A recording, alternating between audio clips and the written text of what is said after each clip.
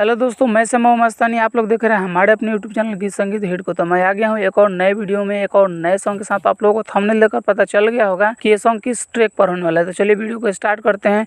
उससे पहले कि आप लोगों ने हमारे अपने चैनल गीत संगीत हिट को सब्सक्राइब नहीं किया है तो कर लीजिएगा, और अपने लिए पर्सनल सॉन्ग लिखवाने के लिए हमारे दिए गए नंबर पर कॉल कीजिएगा। तो चलिए स्टार्ट करते हैं आज का वीडियो मुखड़ा के साथ। दशहरा में माई के बोला लो, सुन मालिन हो, सुन मालिन हो, उनका चरण में सिरावा झुका लो, सुन मालिन हो, सुन मालिन हो।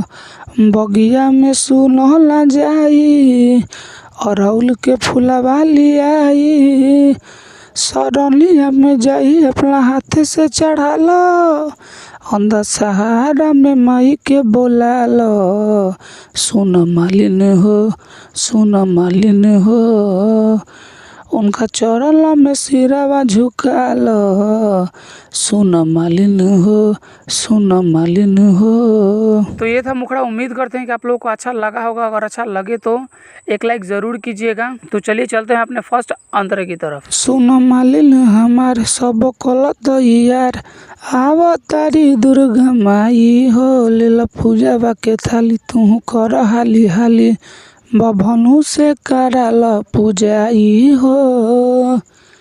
सुन मालिन हमार सब कलत यार, आवतारी दुर्गा माई हो, लेल पूजा के थाली तू कर हाली हाली, बभनु से कराल पूजाई हो। पूजा में भीड़ बड़ी होई, राती में कोई ना सोई, आर डीजे पर आके तू कमर हिला लो, दशहरा में माई के बोला लो, सुन मालिन हो, सुन मालिन हो, उनका चरण में सिरावा झुका लो, सुन मालिन हो, सुन मालिन हो। हमारा फर्स्ट अंतरा। उम्मीद करते हैं कि आप लोगों को बहुत ही अच्छा लग रहा होगा। अच्छा लगे तो एक लाइक ज़रूर कीजिएगा और चैनल को सब्सक्राइब कर दीजिएगा। और अगला सॉन्ग किस ट्रैक पर चाहिए कमेंट करके बताइएगा। तो चलिए अभी चलते हैं अपने दूसरे अंतरे की तरफ। दुलारी हमार होई मैया तोहार, चढ़ाली हौल का के चुनरी हो, श्याम बाबू मस्तानी आ सुनय रविंद, लागेली माई बड़ी सुनरी हो। दुलारी हमार होई मैया तोहार, चढ़ा दी हौल का के चुनरी हो, श्याम बाबू मस्तानी आ सुनय रविंद, लागेली माई बड़ी सुनरी हो।